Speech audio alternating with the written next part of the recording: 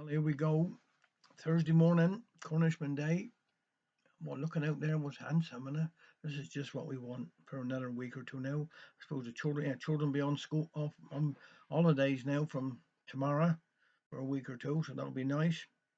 Hell will be a bit busy again, I suppose, but there we are. Got to keep smiling. I hope everybody's all right. And yes, well, I'm to Salvation Army a bit later on for cup tea between 10 and 12. Good social morning down there once a week. Look forward to seeing you. Now, I got one birthday today. Is Richard Oskin today? Is his birthday? Happy birthday today to you, boy. Hope you have a lovely day. And then tomorrow is Rich Barber. His birthday tomorrow. And David Payne is their birthdays tomorrow. So I hope you all have a lovely day and enjoy yourselves. Anyhow, now I'm going to do a Herbert Lean one here today. This one's called Home from School. Mother and father was going down to see Aunt Martha down Marzion. Going to catch a 10 o'clock bus they was.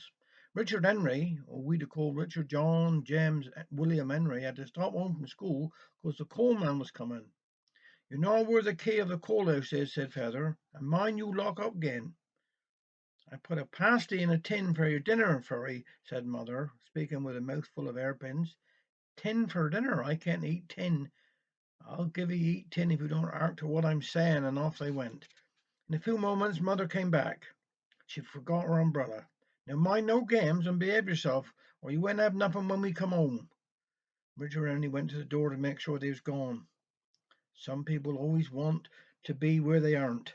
This is good enough for me. Coalman don't come till 4 o'clock, and I'm going to have some handsome time. She tapped back on a saucer of milk put there for the cat. Served mother right. She ought putting on the table like she belonged to. Out in the front garden he went and whistled. In a moment up pops a head.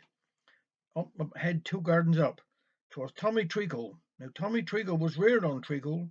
Morning, noon, and night he had treacle. Some he ate, some he didn't. What he didn't eat was on his waistcoat. Summertime you couldn't say there was no flies on Tommy. All clear, shouted Richard Henry. Aren't you going to school? No, our dog's got distemper. Mother's afraid to go through the house. Father isn't too good. Oh, mine never is. Let's go on over see Marmalade. He was really christened Marmaduke after horsing a picture in the front room. Here he is coming down long. I can tell him by his feet turned in and his ears turned out. I heard mother say once her ears was burning. If I was burning, you could roast taters upon them. Anyhow, teacher said he was going on with the piano. Had a good ear for music, I suppose, remarked Tommy. Aren't you going to school neither? Asked Tommy. No, I got music exam night. Mother made me wash this morning and I got to keep myself clean. Now what can us do to pass the time away? Like the boy said after he swallowed a watch. I know. Let's go and tie the doors of Granny Grunt's and Liz Trot's houses. Has some job catch Lizzie in. If she isn't coming home from somewhere, she's always going. So off they went down the road till they got opposite the two houses. 'Tis a good job the front doors are close together. Made for the job, with only a fuchsia bush in between. Now, old Granny and Lizzie haven't spoke to each other for over 20 years.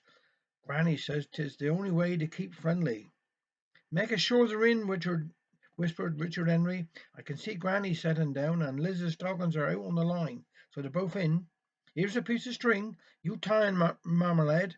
You got good ears. We'll watch. 'Twill be some fun when they come to try to get out. They can't get out back 'cause the brambles are up to the winders. Last year Granny picked enough blackbirds to make a tart from her kitchen window. I ain't going to tie them, replied Marmaduke. Father said 'twas dirty work tying people's doors, and I got to keep myself clean. Oh, you're afraid, that's what you are. Let's have the string, said Richard Henry. I'll do it. And up he crept to Grandma's door. Just as he was fixing the string and leaning against the door to pull the strings tighter, Granny opened the door and in went Richard Henry headlong in the passage. What are we doing there? Too tired to stand up, Henry. Get up or I'll stank upon 'ee. Please, said Richard Henry, mother sent me down to know how you are.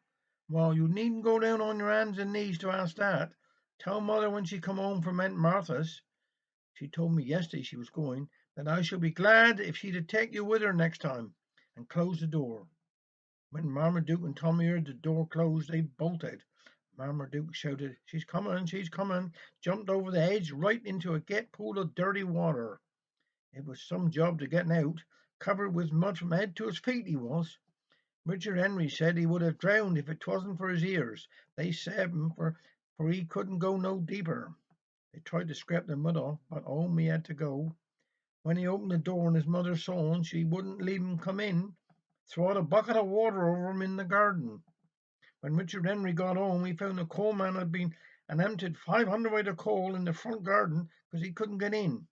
Richard Henry had to take it all up and carry it right through the house down to the coal house in the garden. 'Twas dark when he finished, and a good job 'twas dark when mother and father returned, for they did not see all the coal in the front passage and in the kitchen. Richard Henry had gone to bed. Now have a nice weekend. Take care.